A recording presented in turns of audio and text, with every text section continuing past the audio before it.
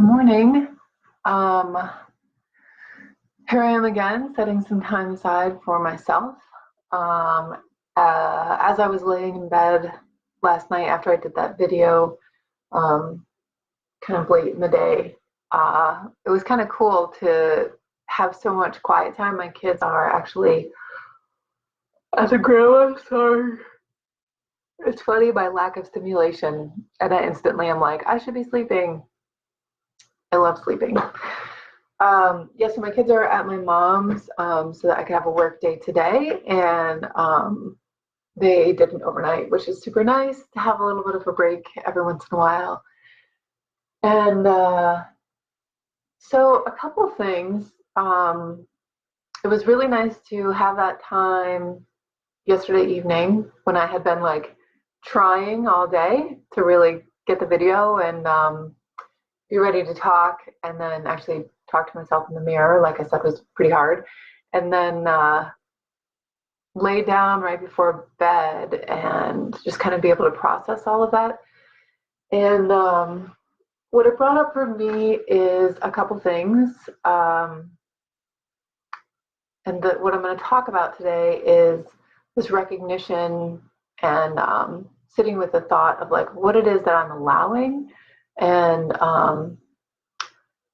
what it is that I'm holding on to also. So I recently, not recently, it was probably 2 months ago, in in an acupuncture session, I was talking about how my left hip was hurting, and I was getting needles. The needles were helping, and then I don't know, I think it got warm, and I felt like I was able to like exercise. I'm always cold. Notice, I almost always have a thermal on or some kind of wool, something. I'm always cold. So it makes it hard for me to exercise because to get away from animals and be able to do things without being animal interrupted, I need to go even further away from warmer places, and that really is hard in the wintertime. Usually I sit right here, which the wood stove, oh my gosh, I'm so sorry. The wood stove is right here, so this is why I'm like, this is where I live in the wintertime, and then my only other place would be in the kitchen, and that is when the oven and the stove top are on, so I don't freeze to death. But even in the summer, it's a beautiful day out. The sun is shining, there's a breeze. It feels freezing to me, but I'm pretty sure it's like 75 degrees. It's absolutely beautiful. But I can't wait for like 90. Anyway, so I'm having these acupuncture needles for my hip, and then it gets warm, and then I start like exercising, and then I'm like, oh yeah, like I was sort of counting on the needles in acupuncture to be changing my life, and I really could have been participating more than what I realized. And I had, in that time frame, I also took a yoga class, and we were talking. I was really focused on hips because it just worked out. Everyone there wanted to work on hips, and I kept saying my hip is really weak, and the instructor was like, "Oh, your hip is tight," and I was like, I think I know body stuff, and I think I know my body stuff, and my hip is weak." And as we were stretching, she just kept like into that, and I didn't say those things out loud. That was in my head. And as we were working through the routine, she kept saying like to invite your hip to relax and let go a little bit more. And like it was making me so mad to be hearing these things, because I'm like I don't agree with this. And then when I got through the hour of the yoga, I was really just like, wow, I am so owning what I'm like giving myself this excuse of like, oh, my hip is weak. Like I can't do anything about it. Like I'm so helpless. Like it's my hip, it's my weak. It's I can't strengthen it. And I'm literally just like, wow, like I never really thought of maybe it's just tight. Maybe it is really strong. Maybe it has a lot of integrity.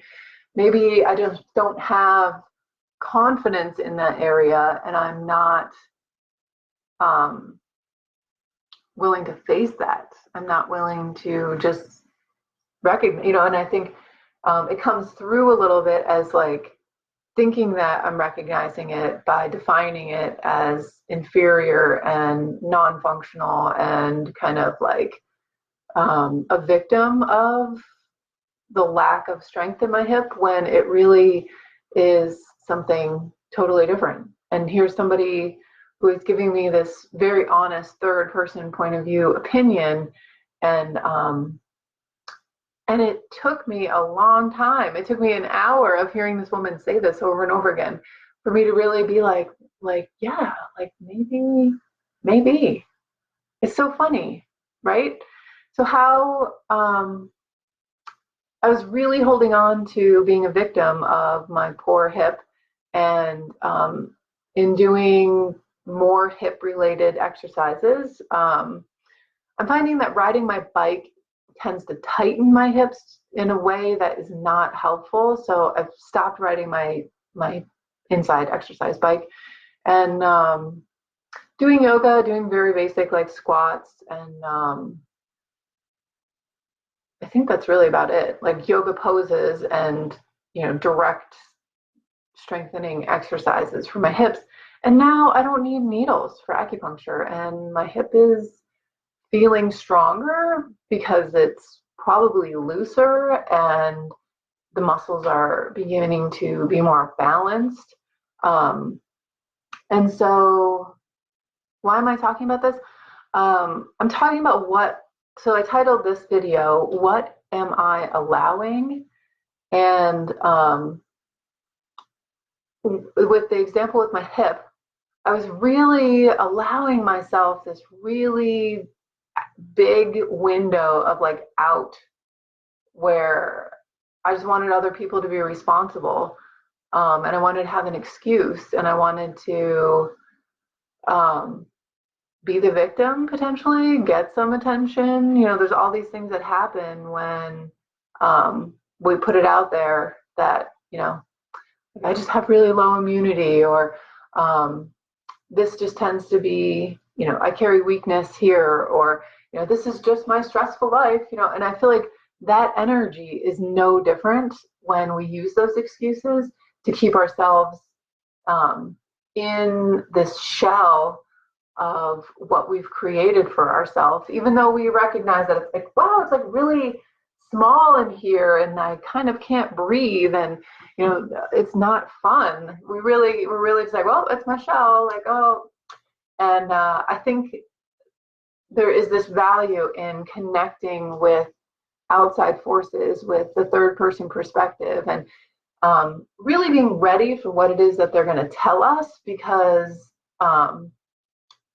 like I took that yoga class thinking that I was going to have this like relaxation time and this piece of exercise part of my day, and I really didn't put myself in a place where I was going to acknowledge that that was like potentially this really great learning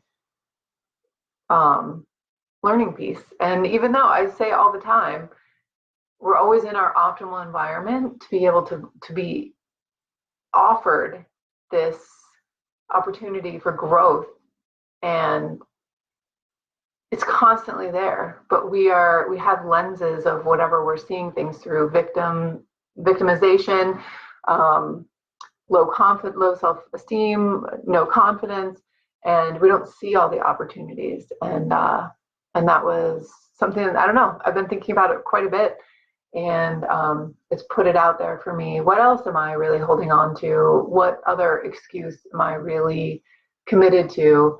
And I can't help but feel like it is something financial, which is really kind of interesting, because I was talking about how I'm totally out of my comfort zone with the financial thing right now, with everything changing. Like, and I'm not even exaggerating. There's zero parts of my debt that are the same last week as they are this week, and that stresses me out because I like to know what I'm getting into. Anyway, so that's my video today. A little bit of rambling, but I hope that my point came through. Hopefully that can be helpful for other people. If not, like I said, these videos are for me, for setting time aside, and if I feel like it's really moved that thought process forward for me. So thanks for watching, and have a wonderful day.